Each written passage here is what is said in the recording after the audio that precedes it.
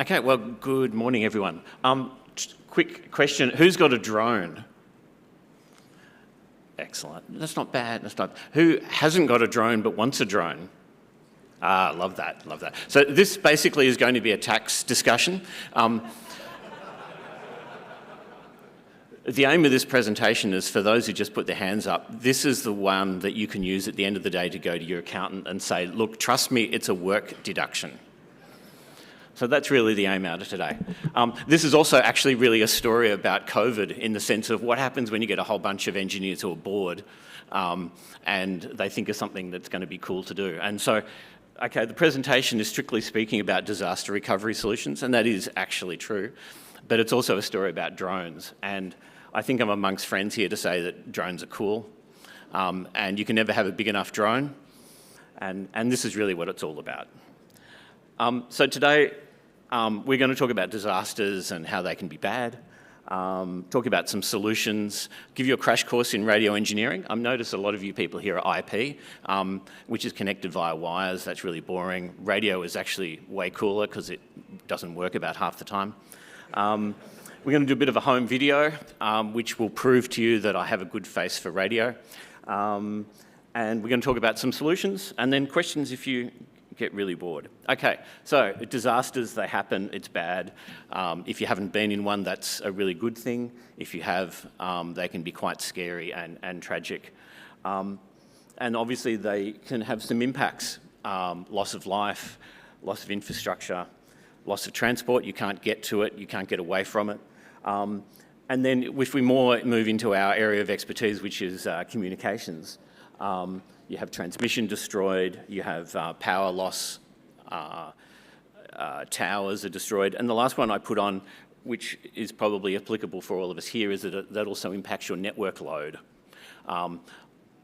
My personal journey with disasters was when I was in my early 20s, which was some time ago, and the exchange building that I was sitting in was the #1 target for a bunch of terrorists, and they actually tried to blow up our building. They couldn't get through the anti-tank barriers, which is a true story, and they blew up the bank across the road. And it took out part of our building, but not catastrophically. But I spent the next 24 hours keeping the network going because of the network load that went through the roof. And, you know, we had links that were failing and things like that because they were basically overloaded. And we discovered a few faults in some of the protocols when they crashed and burned from avalanching. But that's a story for a pub, I suspect.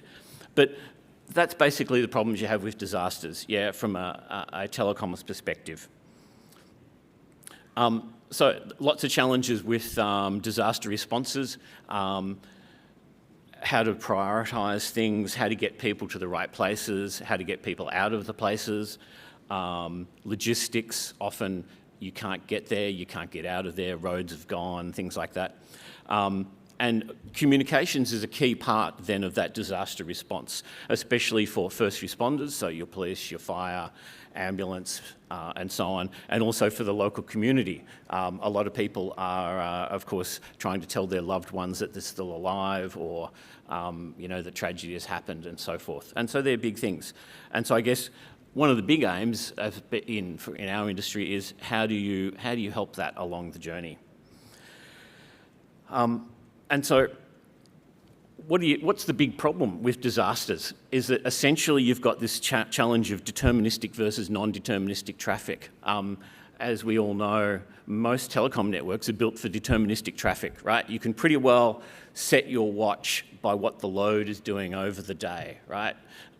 If you're into mobile phone networks, which is my background, there are typically within an Australian context, there are 3 peaks. One people coming into work in the morning, one people having lunch, and then one in the afternoon as they're driving home. And you can pretty well set your watch by it. And certainly in the old days when we were doing network optimization, we just watched those trends. And if suddenly the blip changed, we knew something was going wrong. And it hasn't changed. But in disasters, of course, it's completely non-deterministic. Unless you're the person who sets the bomb off, you don't know when it's going to happen, you don't know where it's going to happen, and you don't know the impacts of it. Is it going to take down that optical fibre network? Is it going to take out that data exchange? These are things that you simply don't know. And so therefore it's very hard to actually plan for it in a traditional network architecture. And then there's cost-benefit discussion. You can make anything indestructible. It's just going to cost you a lot of money. And that's always the challenge, of course. Some of the most spectacular outages that have happened in telecoms is because some bright accountant has said, why do you need 2 links? Surely you can get away with 1. So these are the challenges. And this then, of course, all implies is how do you get the network to where it's required? How do you get it to that, where that bomb's gone off, where that flood has been, where that fire has come through? And of course, the challenges with that is that you've got a loss of infrastructure and you've got limited logistics. Yeah, so a lot of fun. So certainly in mobile networks, the way that that's traditionally handled, or one of the ways, is with what they call COWs, cell on wheels. And you would have no doubt seen them. And if you haven't, you can now go and pay attention next time you're at a football match or something like that. You'll often see them floating around or driven around. And typically they're trailers or something like that. Typically they weigh a couple of tonne. They're like normally not a 6x4, they're, what is that, a 10x12 trailer or whatever it is on 4 wheels and so on. And a couple of little pictures that I've just thrown in for good measure here. The one in the centre is a little bit more interesting. It actually sits on the back of a tow ball of a car, and that was pretty cool. That's the coolest one I've actually seen. But these things have, like all things, limitations. They're heavy, relatively speaking, and they have a relatively small coverage area, just because the antennas don't go up that far. Yep. Typically, a cow antenna is 5 metres. Sometimes, if you get the super sexy ones, they can be 10 metres, and at a real push, they're 20 metres. But to get to that sort of height makes them incredibly difficult to move, and they're a bit of a pain. So here we go. I notice a few of you people are sort of engineering types. So that's why I've said radio waves. I've put in brackets about how they more or less want to travel in straight lines. As we know, it was Einstein who came up with the bright idea that gravity can bend light. We know light bends when it changes speed. Interestingly enough, apparently now the thing is that actually Einstein wasn't the guy who came up with gravity bending light. There was a guy called Cavendish in the 1700s, and they only more recently discovered one of his papers. So there's your bit of Trivial Pursuit. That's what you can go home with for today. It wasn't actually Einstein. Okay, radio waves, the problem is if you have something in the way, generally speaking, that's going to be a problem. So if you have a really big hill, you're not going to get your radio waves to go through that hill. If you're really smart, you can put one of the 2 ends on the top of a hill or over the hill or something like that, and that works a lot better, yeah? So basic stuff. Given that everyone here are techos, I just thought I'd impress you for 1 second. Beyond that very simple but pretty accurate talking about radio waves, there's actually a paper which somehow got my name on it, which we published about 10 years ago on this topic of high is good for radio. Interestingly enough, and it's now one of the most cited papers in the world on drones and mobile phone networks. Who would have thought? But this also gets to prove it takes you about 10 years to go from a paper, which is a bit geekish, to actually something that literally flies. And so that's what the rest of this presentation is about. So if you get a drone and you put a base station on it, some interesting things happen. So here we have actually a map in central Victoria. Then there's 3 maps in a row, and they're to scale, which is important. If you've ever looked at radio coverage maps, next to that little arrow, there is a little coloured blob. And that's what happens, all things being equal, in a real-life trial environment. If you have a base station and you stick it on an antenna that's 5 metres high, you get coverage of a couple of 100 metres. Now, look, I know there's radio waves and the frequency you use and what sort of MIMO we have. Let's not go there, right? All things being equal, that's sort of what it looks like. So don't argue with me too much. And is that going to come back? There we go. Now, if you put that same antenna and base station on a 20-metre pole, that's what the coverage looks like. So it's a bit bigger. And then if you put it on a 100-metre pole, that's what it looks like. So what's the conclusion out of all of that? Height is good. if you hadn't worked it out. And here's actually, you know, a beautiful bit of mathematical modelling to prove it. And so what that means is this, is that if we wanted to get a coverage over an extended area, we want to get the antenna really high off the ground. And so that really has an impact with us for disaster recoveries.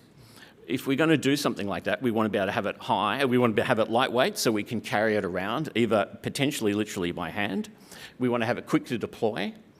We want it to work with traditional mobile networks if we can, and we want to get the antenna high off the ground, like 100 metres. Wouldn't that be cool? And also you need to bring your own power because we don't know if there's going to be any. So drum roll, this is a mobile base station on a drone. And that's what it looks like. That was our first prototype from about 2 years ago. So if you go, oh, it doesn't look great, well, there's a reason. That was our first prototype. So, all very boring. What I'm now going to show you is a video. It's 3 minutes, so it doesn't go for too long. And it's a home video. I say that because I'm actually one of the people in it, and as I mentioned, I've got a good face for radio. And it was literally done in my parents' backyard. Our parents' backyard happens to be 3,000 acres, and it's our family farm. One of the great things about being a farmer is, and also now working for a company that's got spectrum, is that we have a whole bunch of test spectrum in the middle of central Victoria, literally over the top of our farm. So that means you can do cool stuff. And this was a video of our first trial that we did 2 years ago. And I mention that because it's not a marketing video, so the branding sucks, right? It's got about 10 different things. If you pay really careful attention, there is a piece of merchandise from Ericsson. And I don't think Ericsson here, if they are, we love you. But so, you know, marketing people would never let that happen, right? Would they? So it's what happens when you get a bunch of engineers and they go home and play video stuff for the weekend. It also talks about a company called Challenge Networks. They are now part of Vocus, and I used to be part of Challenge Networks. So that's how it all fits together.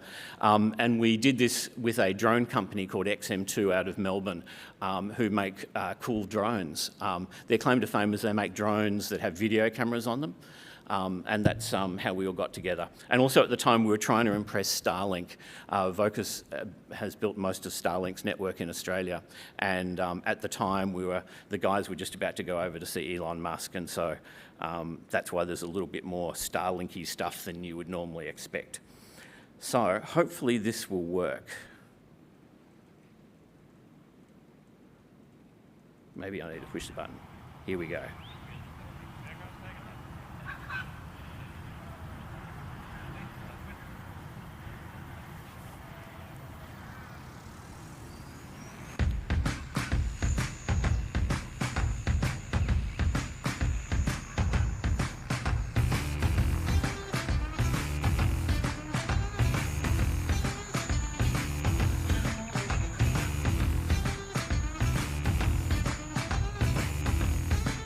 $95, $97, $100. Nailed it. We've got the LTE tablet connecting up to the base station on the drone, 100 metres up that way, connecting back to the tether, connecting to the core network, and then connecting to our satellite dish into the internet, back to a data centre in the cloud somewhere watching our YouTube video of our underground mining solution. We just did some speed tests over the space link back to the Vocus data centre. So there you go, end-to-end connectivity over Vocus, boys. Here's the call, is that it's going from my mobile phone to the drone, which is 100 metres.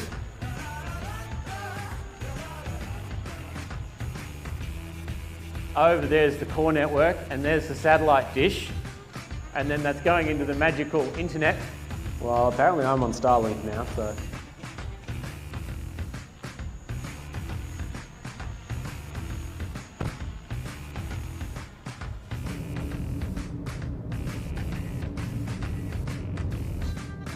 So we're getting 20 downlink, about 2 meg uplink.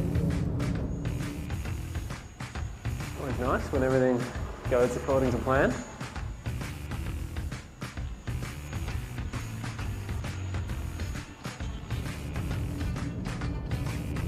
How far from the drone? Probably a K, roughly. Okay, it's very good. Signal is very good. We didn't lose any signal so far, Simon. That's kind of dreams come true, Simon.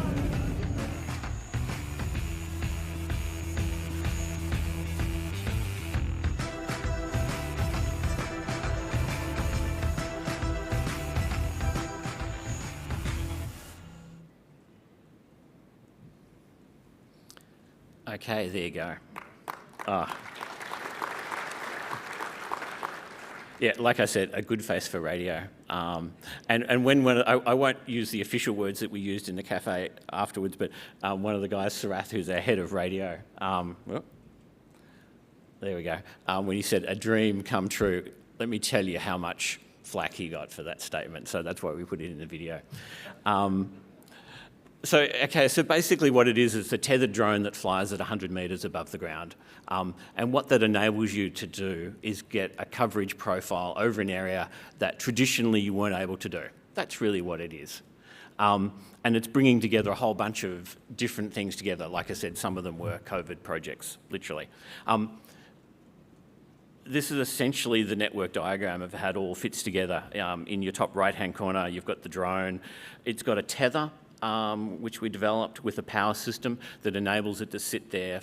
Well, if I was a salesperson, I'd say indefinitely. If, as an engineer, I'd say probably about 12 hours, and then you want to bring it down and make sure it works. So a power system for that. And that also enables you to put 100 watts up there on the drone with the drone itself. So, sorry, not 100 watts, 1,000 watts, what am I saying? Which means you can put a pretty big base station up there. So there we've got a power system, we've got a mobile phone core if you want, and then some battery backup systems, and you connect it into your satellite dish of choice. And that's pretty well it. That's the network diagram.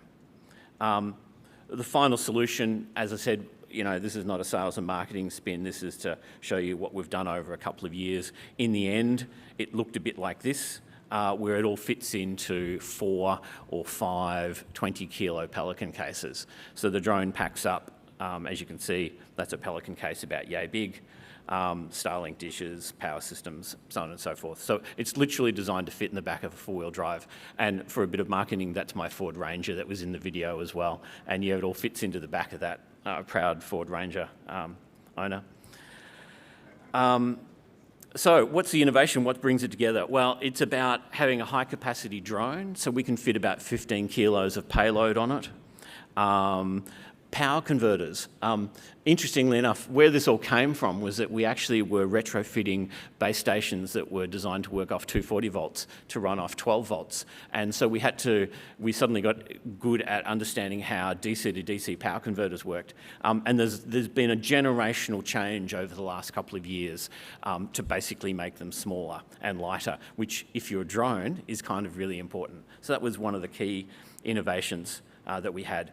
Lighter base stations, I'm old enough to remember if a base station fell on you, it would well and truly kill you. Whereas nowadays, they're potentially a lot smaller than they used to be. And if you're into base stations, you can split radios from the compute part and so on, which makes them lighter again. And cost-effective mobile networks. You know, I'm old enough to remember when a mobile telephone network was about the size of this room, and now we can fit it down onto a half 1U server. Which is quite amazing. And, you know, things like satellite backhaul has now changed. You know, I can still remember the days when if you didn't have a 10-metre satellite dish, you weren't, you know, really cool. And whereas now, of course, you can get a satellite dish about yay big and it will fire up in a couple of minutes.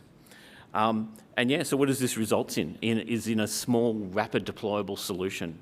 And it gives you effectively a 100-metre antenna.